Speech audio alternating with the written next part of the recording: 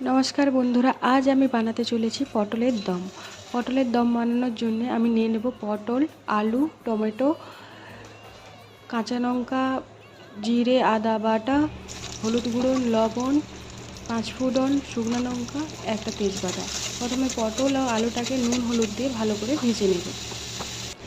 আলু পটল ভাজা হয়ে গেলে কড়াই তেল দিয়ে শুকনো লঙ্কা, তেজপাতা আর ফোড়ন দিয়ে আদা, জিরা, কাঁচা লঙ্কা বাটাটাকে দিয়ে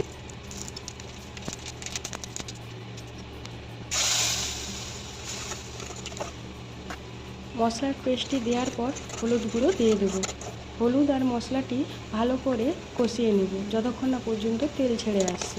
তেল ছেড়ে পেলে টমেটো কুচি দিয়ে দেব, তাতে সামান্য লবণ দিয়ে দেবো যাতে টমেটোটা গলে যায়। টমেটো আর মশলাটা ভালো করে কষিয়ে দেবো, একটা সুন্দর স্মেল আসবে। তারপর আলুটিকে দিয়ে দেব।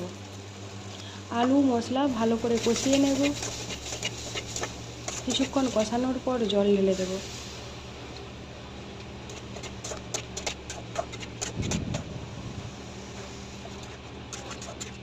ঝোলটা ফুটে আসলেই পটলগুলি দিয়ে দেবো। পটল দেওয়ার সাথে সাথেই ধনে গুঁড়ো, জিরে গুঁড়ো দিয়ে দেবো।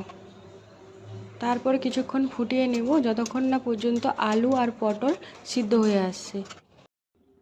আলু পটল সিদ্ধ হয়ে গেলে গরম মশলা ছড়িয়ে নামিয়ে নেব। একবার বাড়িতে অবশ্যই ট্রাই করবেন, আশা করি ভালো লাগবে। ধন্যবাদ।